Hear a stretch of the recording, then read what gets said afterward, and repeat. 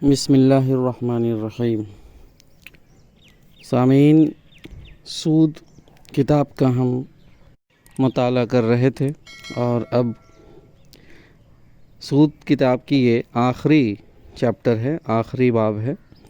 جس کا عنوان ہے اصلاح کی عملی صورت۔ تو آئیے اس کا مطالعہ شروع کرتے ہیں۔ اب ہمیں اس سوال پر بحث کرنی ہے کہ کیا فی الواقع سود کو ساقط کر کے ایک ایسا نظام مالیات قائم کیا جا سکتا ہے جو موجودہ زمانے میں ایک ترقی پذیر معاشرے اور ریاست کی ضروریات کے لیے کافی ہو؟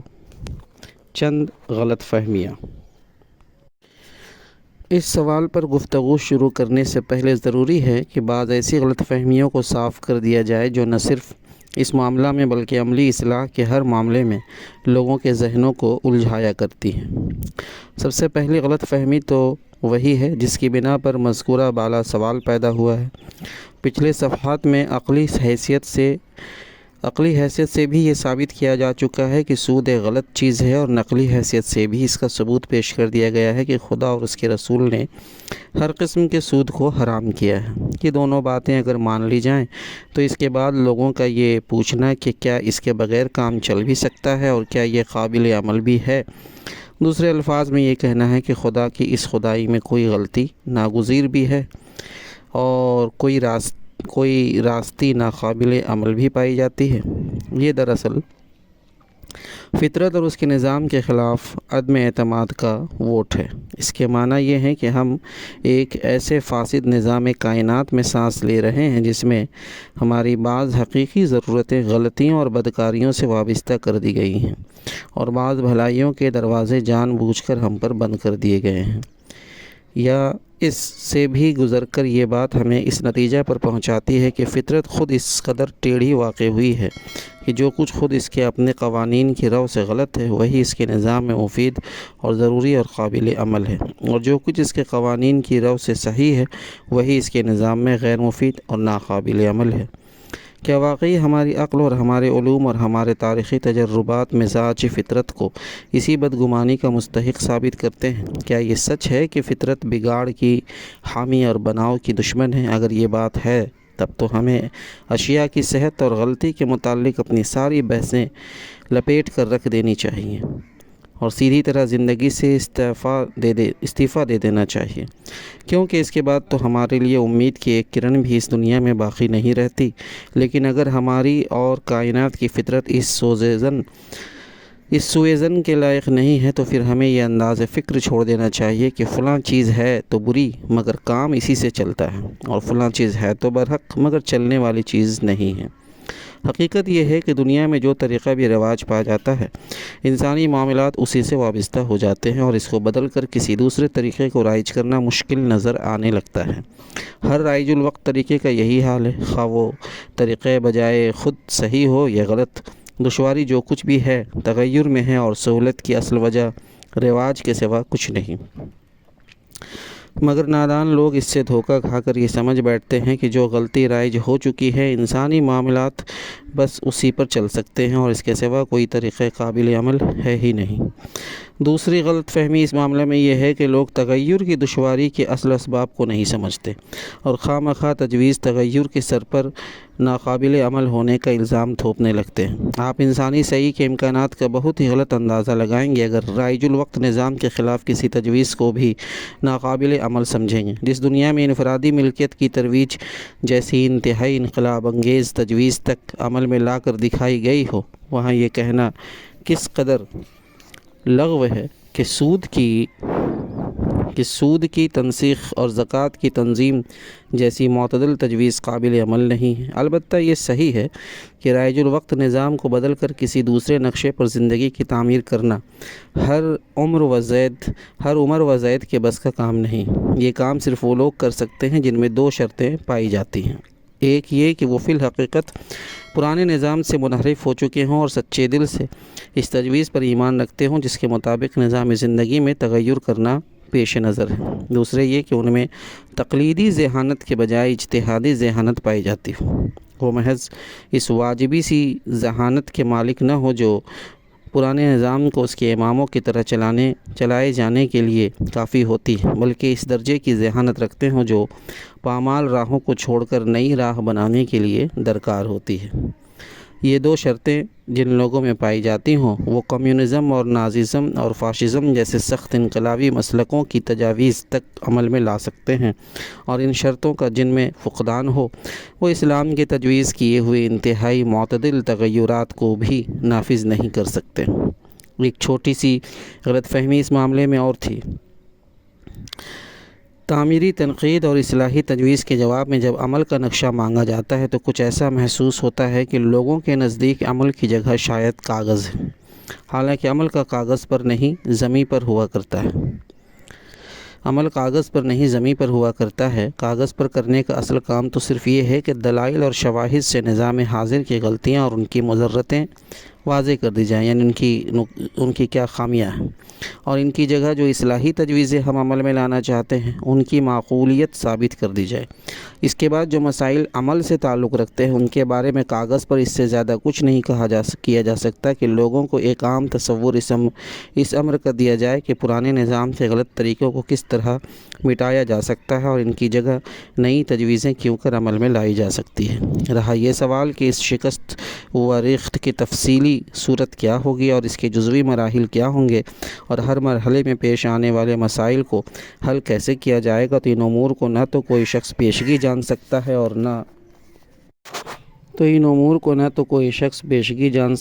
نہ ان کا کوئی جواب دے سکتا ہے۔ اگر آپ اس امر پر مطمئن ہو چکے ہوں کہ موجودہ نظام واقعی غلط ہے اور اصلاح کی تجویز بالکل معقول ہے تو عمل کی طرف قدم اٹھائیے اور زمام کار ایسے لوگوں کے ہاتھ میں دیجیے جو ایمان اور اجتہادی ذہانت رکھتے ہوں۔ پھر جو عملی مسئلہ جہاں پیدا ہوگا اسی جگہ وہ حل ہو جائے گا۔ زمین پر کرنے کا کام آخر کاغذ پر کیسے کر کے دکھایا جا سکتا ہے؟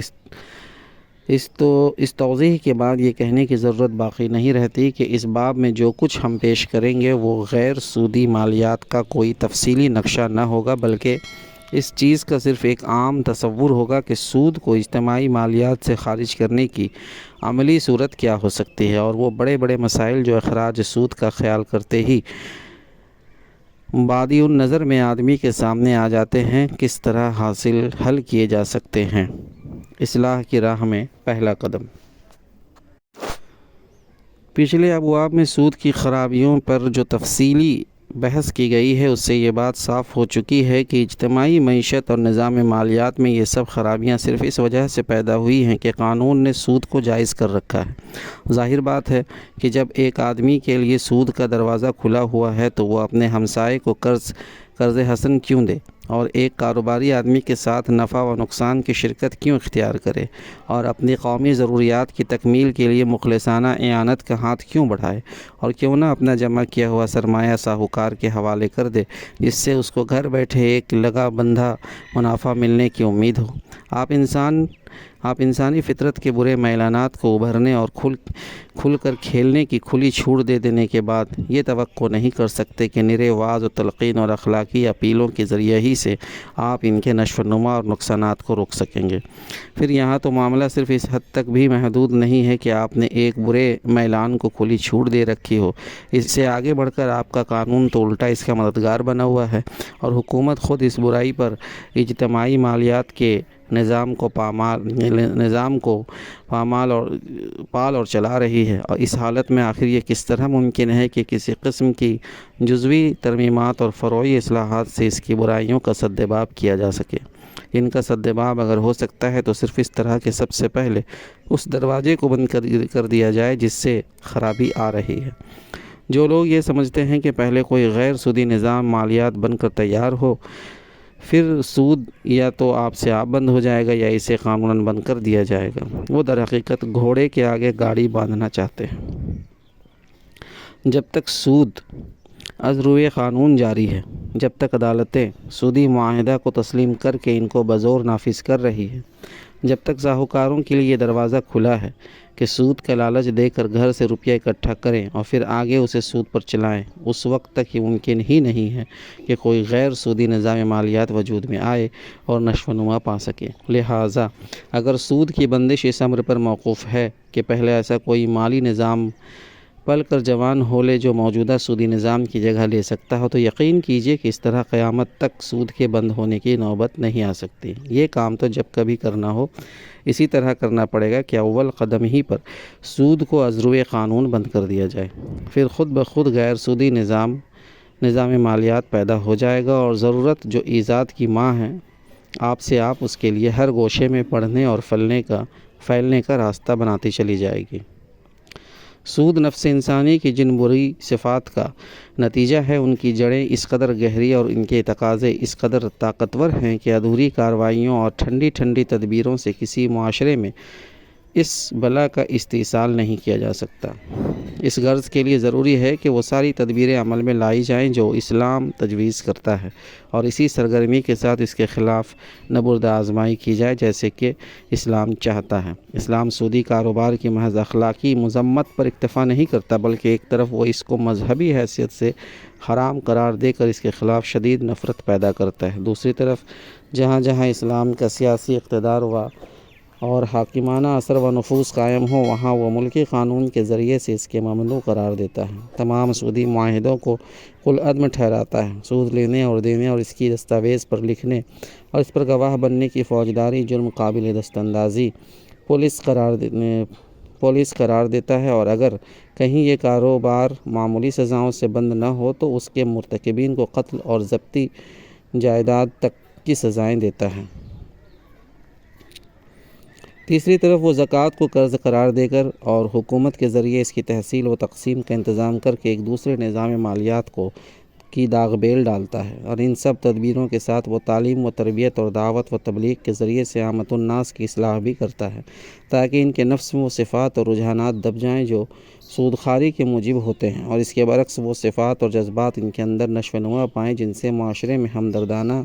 و فیاضانہ تعاون کی روح جاری و ساری ہو سکے۔ انسداد سود کے نتائج۔ جو کوئی فی الواقع سنجیدگی و اخلاص کے ساتھ سود کا انسداد کرنا چاہتا ہو، اسے یہ سب کچھ اسی طرح کرنا ہوگا۔ سود کی یہ قانونی بندش جبکہ اس کے ساتھ زکوٰۃ کی تحصیل و تقسیم کا اجتماعی انتظام بھی ہو، مالیات کے نقطہ نظر سے 3 بڑے نتائج پر منتج ہوگی۔ اول، اس کا اولین اور سب سے اہم نتیجہ یہ ہوگا کہ اجتماعی سرمایہ کی موجودہ فساد انگیز صورت ایک صحیح اور صحت بخش صورت سے بدل جائے گی۔ موجودہ صورت میں تو سرمایہ اس طرح جمع ہوتا ہے کہ ہمارا اجتماعی نظام بخل اور جمع مال کے اس میلان کو جو ہر انسان کے اندر طبعاً تھوڑا بہت موجود ہے، اپنی مصنوعی تدبیروں سے، آرٹیفیشل طریقوں سے انتہائی مبالغے کی حد تک بڑھا دیتا ہے۔ وہ اسے خوف اور لالچ دونوں ذرائع سے اس بات پر آمادہ کرتا ہے کہ اپنی آمدنی کا کم سے کم حصہ خرچ اور زیادہ سے زیادہ حصہ جمع کرے۔ وہ اسے خوف دلاتا ہے کہ جمع کر کیونکہ پورے معاشرے میں کوئی نہیں ہے جو تیرے برے وقت پر کام آئے۔ وہ اسے لالچ دیتا ہے کہ جمع کر کیونکہ اس کا اجر تجھے سود کی شکل میں ملے گا۔ اس دوہری تحریک کی وجہ سے معاشرے کے وہ تمام افراد جو قدر کفاف سے کچھ بھی زائد آمدنی رکھتے ہیں، خرچ روکنے اور جمع کرنے پر تل جاتے ہیں۔ اس کا نتیجہ یہ ہوتا ہے کہ منڈیوں میں اموال تجارت کی کھپت امکانی حد سے بہت کم ہوتی ہے، اور آمدنیاں جتنی کم ہوتی جاتی ہیں، صنعت و تجارت کی ترقی کے امکانات بھی اس کے مطابق کم اور اجتماعی سرمایہ کے مواقع کمتر ہوتے چلے جاتے ہیں۔ اس طرح چند افراد کے اندوختوں کا بڑھنا اجتماعی معیشت کے گھٹنے کا موجب ہوتا ہے۔ ایک آدمی ایسے طریقے سے اپنی پس انداز کی ہوئی رقموں میں اضافہ کرتا ہے جس سے 1000 آدمی سرے سے کچھ کمانے ہی کے قابل نہیں رہے کجا کہ کچھ پس انداز کر سکیں۔ اس کے برعکس جب سود بند کر دیا جائے گا اور زکوٰۃ کی تنظیم کر کے ریاست کی طرف سے معاشرے کے ہر فرد کو اس امر کا اطمینان بھی دلایا جائے گا کہ برے وقت پر اس کی دستگیری کا انتظام موجود ہے، تو بخل و زراندوزی کے غیر فطری اسباب و محرکات ختم ہو جائیں گے۔ لوگ دل کھول کر خود بھی خرچ کریں گے اور نادار افراد کو بھی زکوٰۃ کے ذریعے سے اتنی قوت خریداری بہم پہنچا دیں گے کہ وہ خرچ کریں۔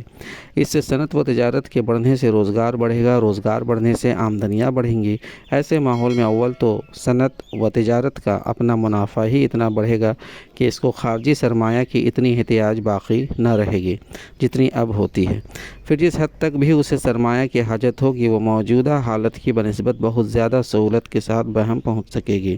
کیونکہ اس وقت پس انداز کرنے کا سلسلہ بالکل بند نہیں ہو جائے گا جیسا کہ بعض لوگ گمان کرتے ہیں، بلکہ کچھ تو اپنی پیدائشی افتاد طبع کی بنا پر ہی اندوختہ کرتے رہیں گے، اور بیشتر لوگ آمدنیوں کی کثرت اور معاشرے کی عام آسودگی کے باعث مجبوراً پس انداز کریں گے۔ اس وقت یہ پس اندازی کسی بخل یا خوف یا لالچ کی بنا پر نہ ہوگی، بلکہ اس کی وجہ صرف یہ ہوگی کہ لوگ اپنی ضرورت سے زیادہ کمائیں گے، اسلام کی جائز کی ہوئی مدات پر خرچ کریں گے، اس کے باوجود ان کے پاس بہت کچھ بچ رہے گا۔ اس بچی ہوئی دولت کو لینے والا کوئی محتاج آدمی بھی ان کو نہ ملے گا، اس لیے وہ اسے ڈال رکھیں گے اور بڑی اچھی شرائط پر اپنی حکومت کو، اپنے ملک کی صنعت و تجارت کو اور ہمسایہ ملکوں تک کو سرمایہ دینے کے لیے آمادہ ہو جائیں گے۔ نمبر 2، دوسرا نتیجہ یہ ہوگا کہ جمع شدہ سرمایہ رکنے کے بجائے چلنے کی طرف مائل رہے گا، اور اجتماعی معیشت کی کھیتوں کو، ان کی کھپتوں کو ان کی حاجت کے مطابق اور ضرورت کے موقع پر برابر ملتا چلا جائے گا۔ موجودہ نظام میں سرمایہ کو کاروبار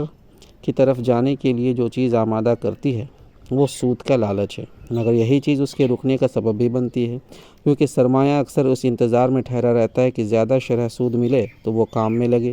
نیز یہی چیز سرمایہ کے مزاج کو کاروبار کے مزاج سے منحرف بھی کر دیتی ہے۔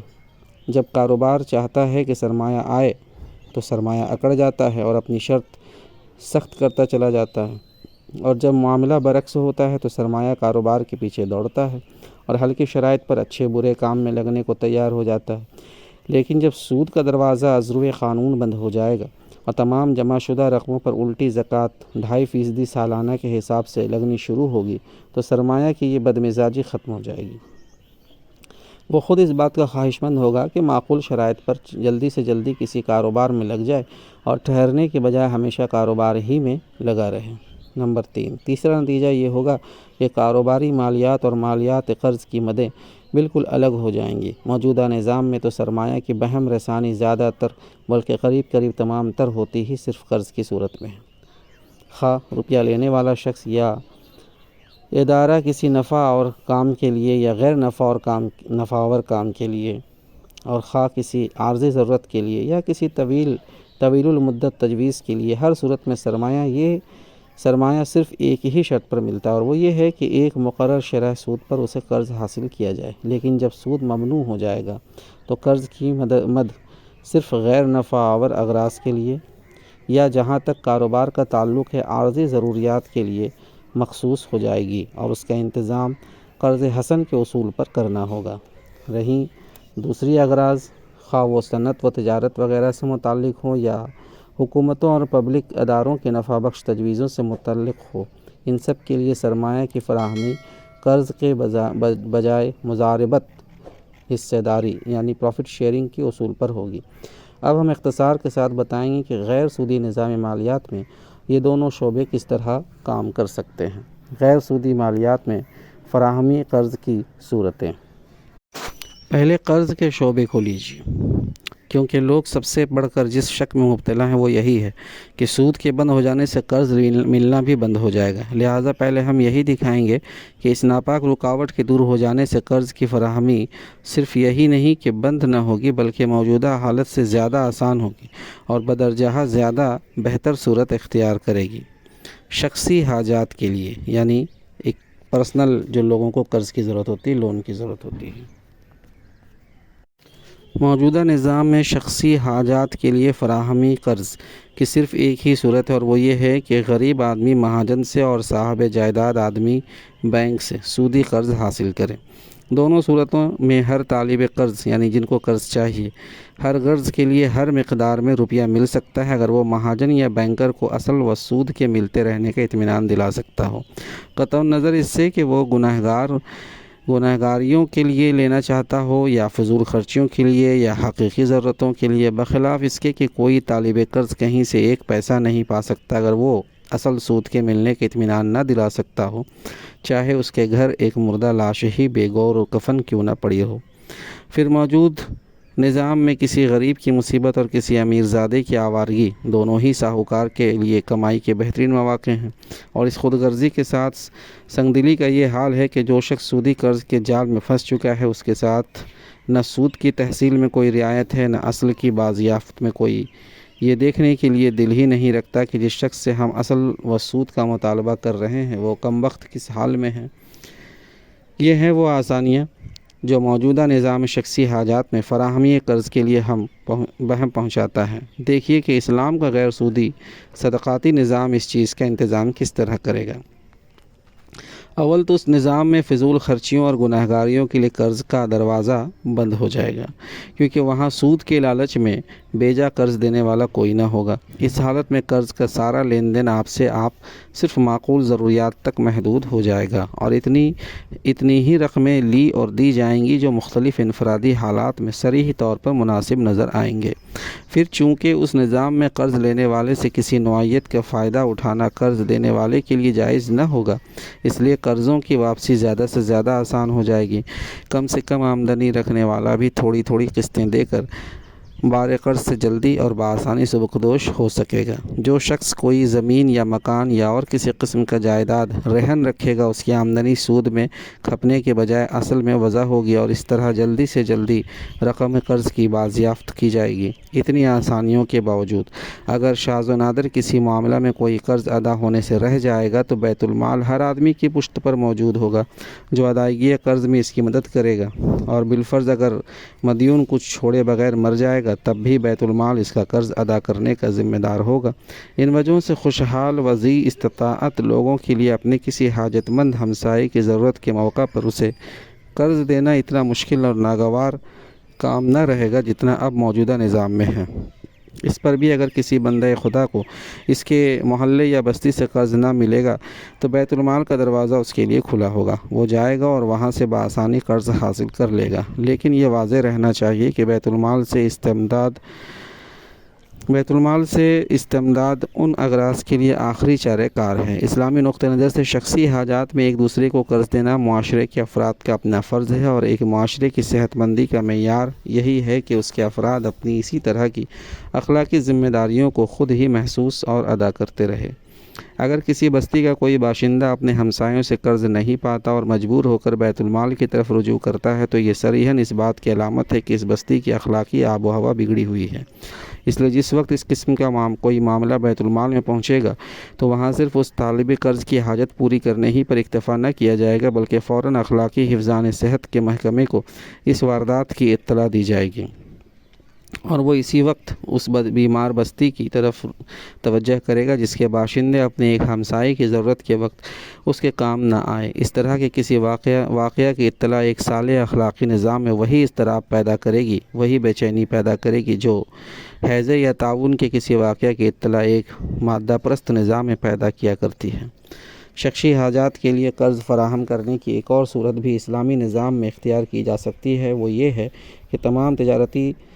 تمام تجارتی کمپنیوں اور کاروباری اداروں پر ان کے ملازموں اور مزدوروں کے جو کم سے کم حقوق ازروِ قانون مقرر کیے جائیں، ان میں ایک حق یہ بھی ہو کہ وہ ان کی غیر معمولی ضرورت کے مواقع پر ان کو قرض دیا کرے۔ نیز حکومت خود بھی اپنے اوپر اپنے ملازموں کا یہ حق تسلیم کرے اور اس کو فیاضی کے ساتھ ادا کرے۔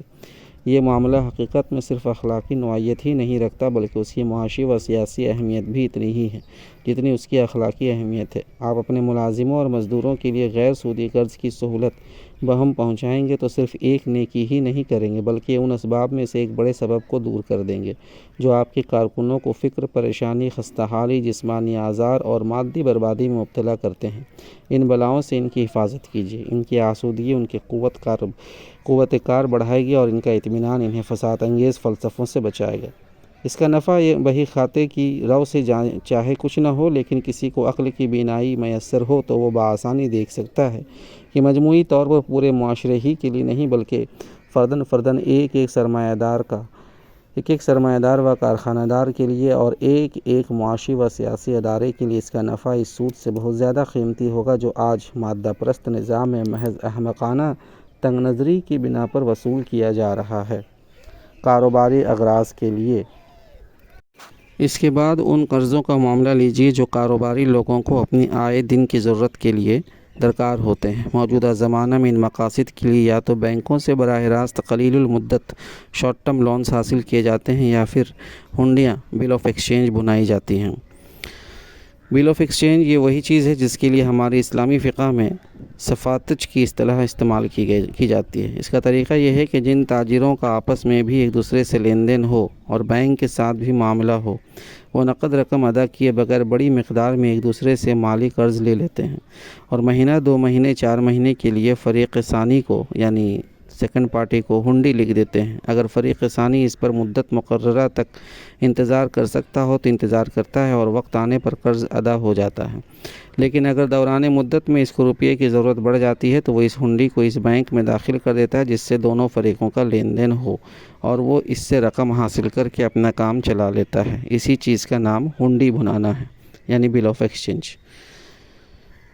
اور دونوں صورتوں میں بینک ایک ہلکی سی شرح سود اس پر لگاتے ہیں۔ یہ تجارت کی ایک ایسی اہم ضرورت ہے جس کے بغیر کوئی کام آج نہیں چل سکتا، اس لیے جب کاروباری لوگ بندش سود کا نام سنتے ہیں تو انہیں سب سے پہلے جو فکر لاحق ہوتی ہے وہ یہ ہے کہ پھر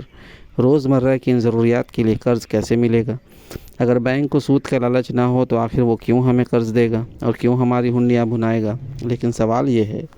کہ جس بینک کے پاس تمام رقوم امانت ڈپازٹس بلا سود جمع ہوں اور جس کے پاس خود ان تاجروں کا بھی لاکھوں روپیہ بلا سود رکھا رہتا ہو،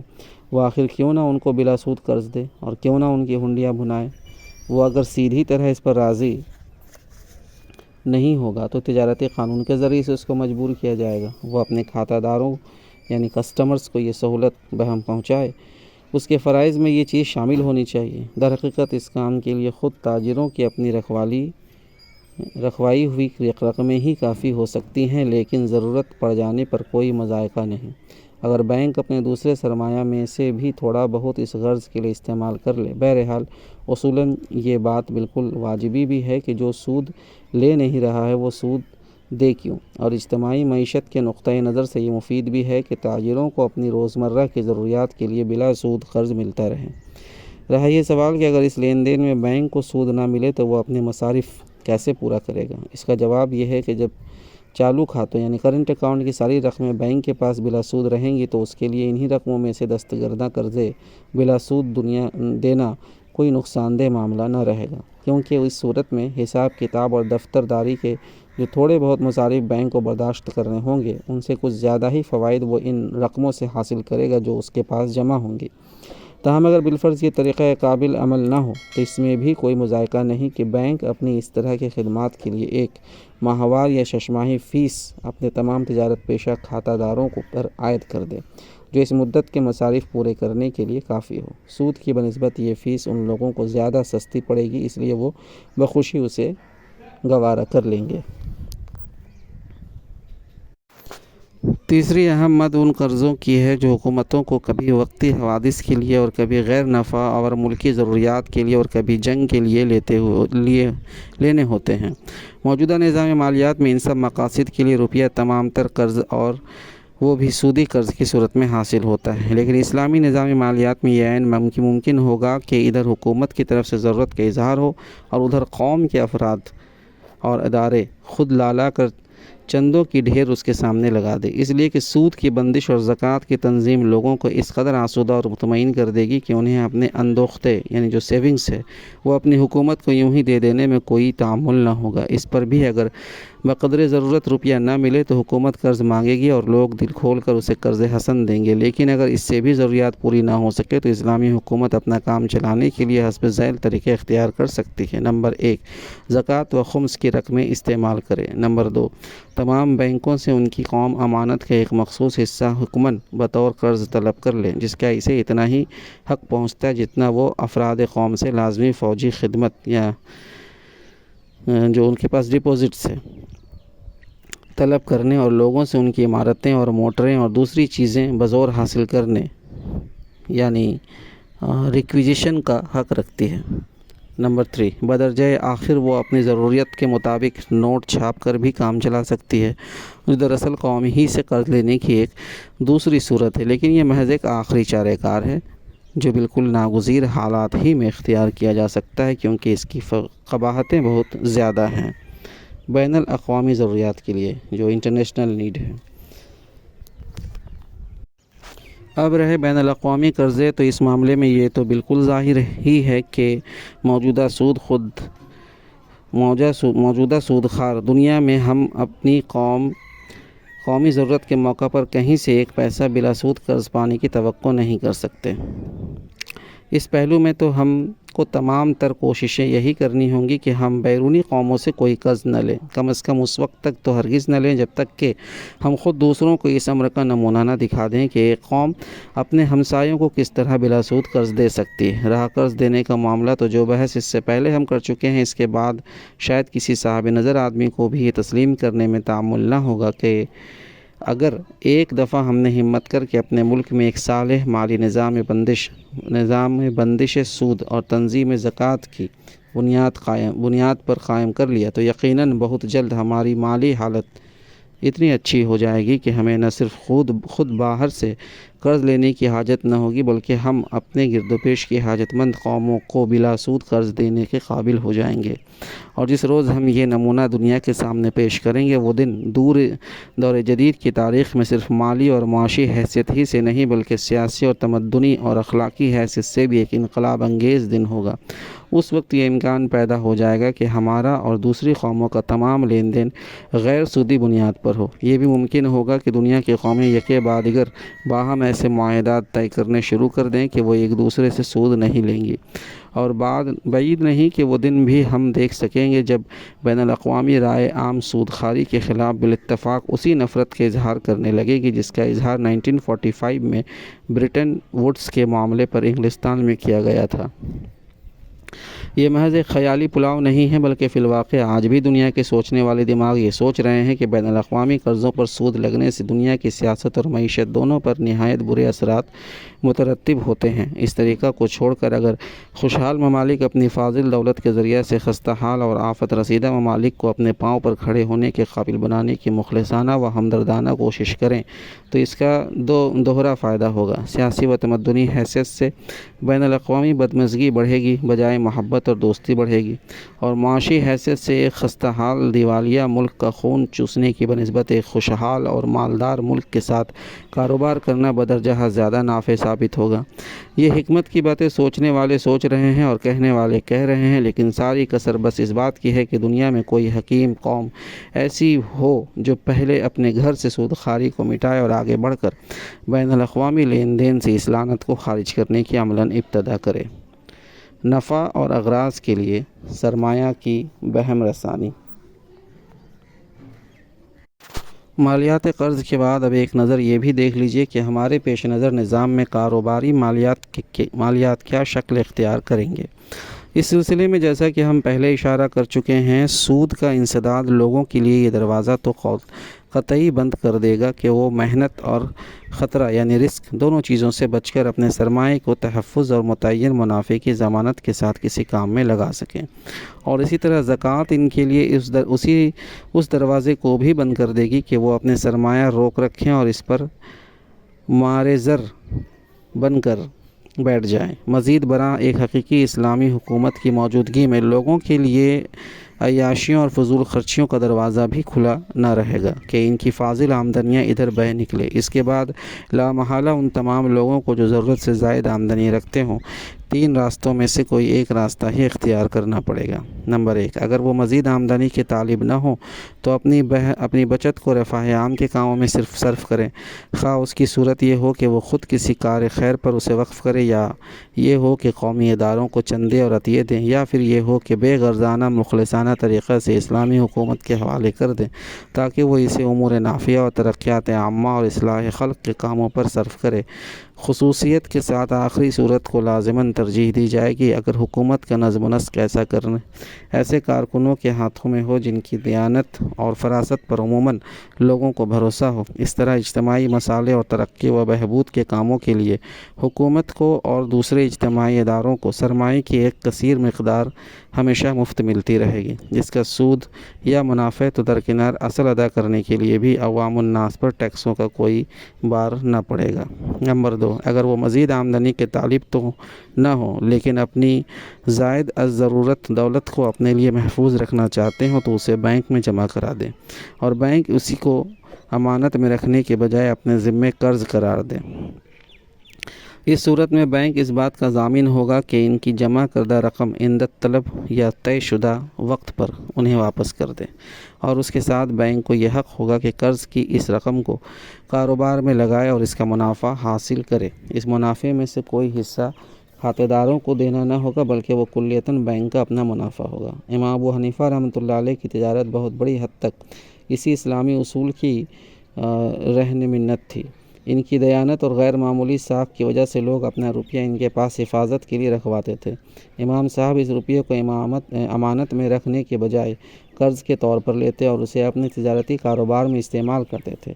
ان کے سوانح نگاروں کا بیان ہے کہ ان کی وفات کے وقت جب حساب کیا گیا تو ان کی فرم میں 5 کروڑ درہم کا سرمایہ اسی قاعدے کے مطابق لوگوں کی رکھوائی رقوم کا لگا ہوا تھا۔ اسلامی اصول یہ ہے کہ اگر کوئی شخص کسی کے پاس امانت رکھوائے تو امین اسے استعمال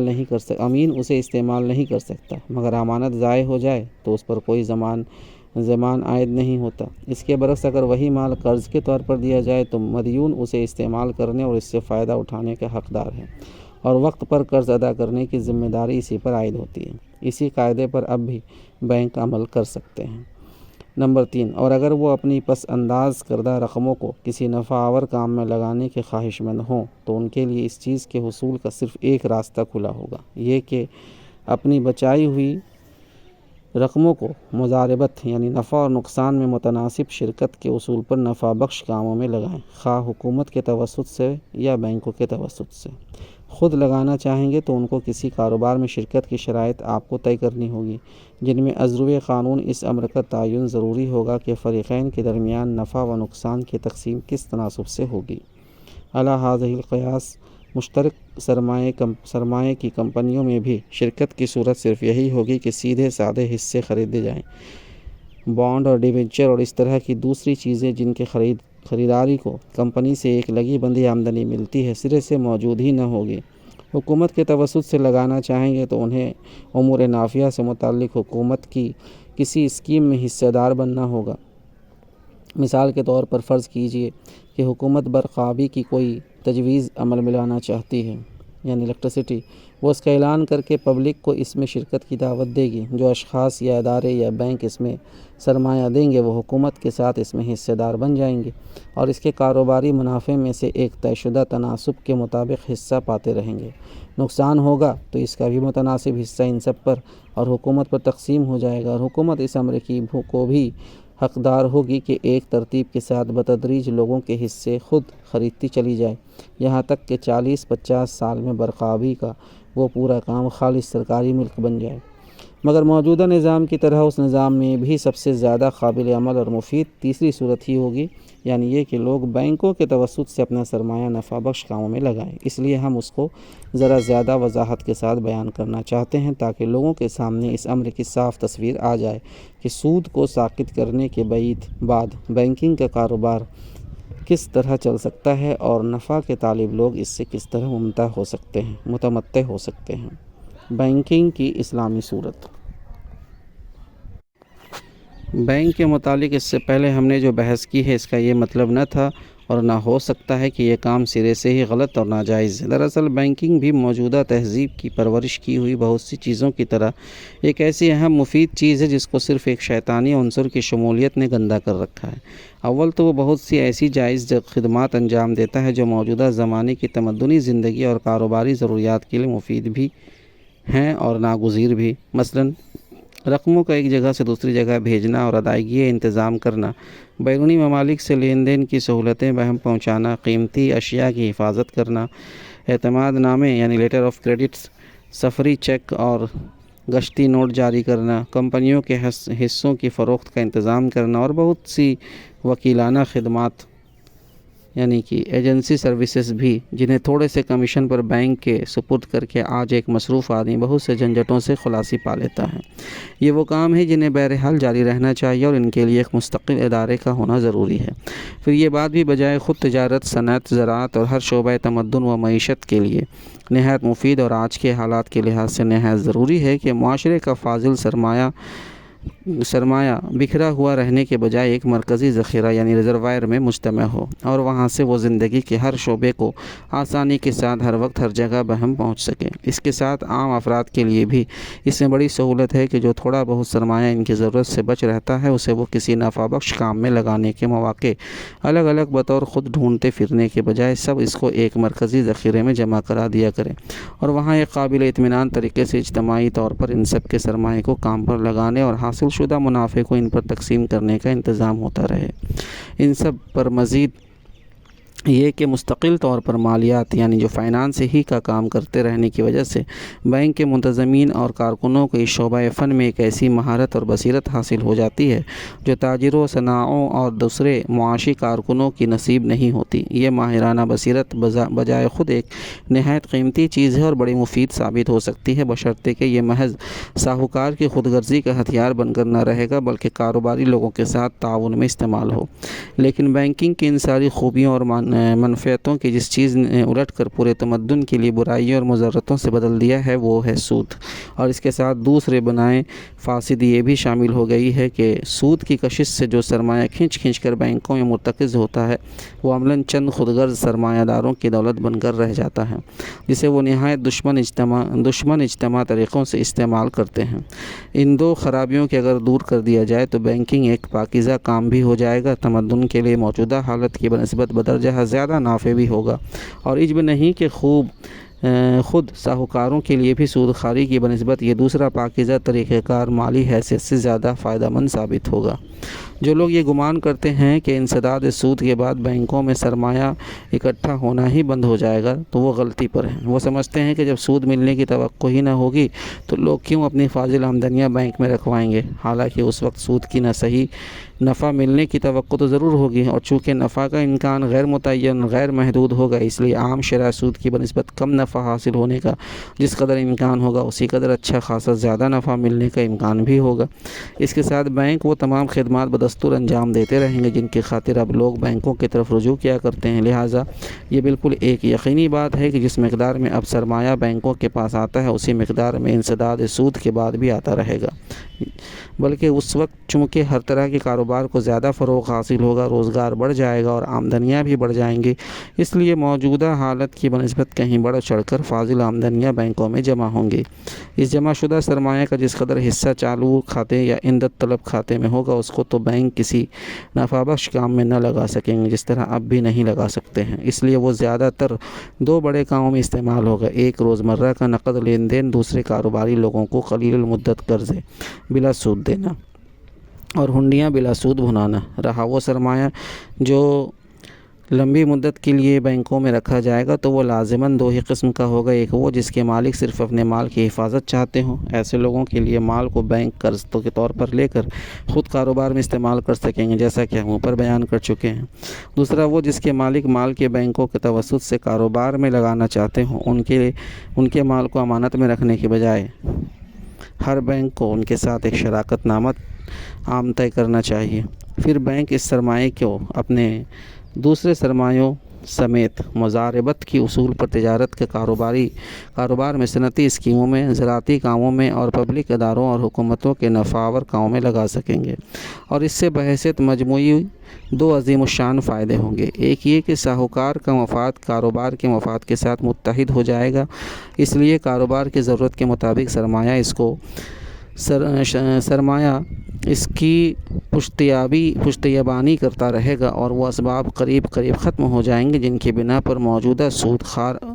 دنیا میں کساو بازاری کے دورے بڑا کرتے ہیں۔ دوسرے یہ کہ ساہوکار کی مالیاتی بصیرت اور کاروباری لوگوں کی تجارتی و صنعتی بصیرت جو آج باہم نبرد آزمائی کرتی رہتی ہے اس وقت ایک دوسرے کے ساتھ دستیاری اور تعاون کریں گی اور یہ سبھی کے لیے مفید ہوگا۔ پھر جو منافع ان ذرائع سے بینکوں کو حاصل ہوں گے ان کو وہ اپنے انتظامی مصارف نکالنے کے بعد ایک مقرر تناسب کے مطابق اپنے حصے داروں اور کھاتہ داروں میں تقسیم کر دیں گے۔ اس معاملہ میں فرق صرف یہ ہوگا کہ یہ بحالت موجودہ منافع یعنی ڈیویڈنڈز حصے داروں میں تقسیم ہوتے ہیں اور کھاتہ داروں کو سود دے دیا جاتا ہے، اس وقت دونوں میں منافع ہی تقسیم ہوں گے۔ اب کھاتہ داروں کو ایک متعین شرح کے مطابق سود ملا کرتا ہے، اس وقت شرح کا تعین نہ ہوگا بلکہ جتنے بھی منافع ہوں گے خواہ کم ہو یا زیادہ وہ سب ایک تناسب کے ساتھ تقسیم ہو جائیں گے۔ نقصان اور دیوالیہ کا جتنا خطرہ اب ہے اتنا ہی اس وقت بھی ہوگا۔ اب خطرہ اور اس کے بالمقابل غیر محدود نفع کا امکان دونوں صرف بینک کے حصے داروں کے لیے مخصوص ہے۔ اس وقت یہ دونوں چیزیں کھاتہ داروں اور حصے داروں میں مشترک ہو جائیں گے۔ رہ گیا بینکنگ کا نقصان کے نفع کی کشش سے جو سرمایہ ان کے پاس اکٹھا ہوتا ہے اس کی مجتمع طاقت پر عملاً صرف چند ساہوکار قابض و متصرف ہوتے ہیں۔ تو اس کے تدارک کے لیے ہم کو یہ کرنا ہوگا کہ مرکزی ساہوکاری یعنی سینٹرل بینکنگ کا سارا کام بیت المال یا اسٹیٹ بینک خود اپنے ہاتھ میں رکھے، اور قوانین کے ذریعے سے تمام پرائیویٹ بینکوں پر حکومت کا اقتدار اور دخل و ضبط اس حد تک قائم کر دیا جائے کہ ساہوکار اپنی مالیاتی طاقت کا بیجا استعمال نہ کر سکیں۔ غیر سودی مالیات کا یہ مجمل نقشہ جو ہم نے پیش کیا ہے، کیا اسے دیکھنے کے بعد بھی اس شبہ کی کوئی گنجائش رہ جاتی ہے کہ سود کا انسداد قابل عمل نہیں ہے؟ تو سامعین، آج سود کا یہ آخری باب یہاں مکمل ہوتا ہے۔ آپ کو امید کرتا ہوں آپ سے کہ آپ کو یہ ہماری کوشش پسند آئی ہوگی۔ اس کے بعد مولانا کے کچھ سوالات و جوابات ان سے جو کیے گئے تھے آفٹر سود لکھنے کے بعد، تو وہ ضمیمہ یہاں ہیں۔ وہ بہت سارے سوالات تھے، جیسے کہ عام طور پر کیا جاتا ہے کہ کیا تجارتی قرضوں پر سود جائز ہے؟ یہ سید یعقوب شاہ کا یہ پہلا خط تھا، مولانا نے اس کا جواب دیا۔ یہ سب ضمیمہ میں ہے۔ اور بھی کئی سوالات ہیں کہ غیر اسلامی حکومت میں مسلمانوں کی زندگی کا دستور عمل کیا ہوگا؟ تو ایسے سوالات جوابات جو ہے وہ ضمیمہ میں ہیں، جو کہ سود کے چیپٹرز کے بعد مولانا نے اس میں مطلب لگایا ہے۔ تو اگر آپ چاہتے ہیں اور آپ کے ڈیمانڈ میں ہیں تو وہ ضمیمہ بھی ہم انشاءاللہ ریکارڈ کریں گے۔ اگر آپ چاہتے ہیں کہ وہ ریکارڈ کر کے اپلوڈ کیا جائے تو آپ کمنٹ باکس میں اپنے ڈیمانڈ ضرور لکھیں، تاکہ ہمارا بھی حوصلہ بڑھے کہ ہاں آپ بھی مطالعہ کے بہت شوقین ہیں اور اس لیے آگے بھی مطالعہ کرنا چاہتے ہیں۔ تو امید کرتا ہوں کہ آپ سب اپنے مطالعے کو آگے بڑھائیں گے۔ جزاک اللہ خیر۔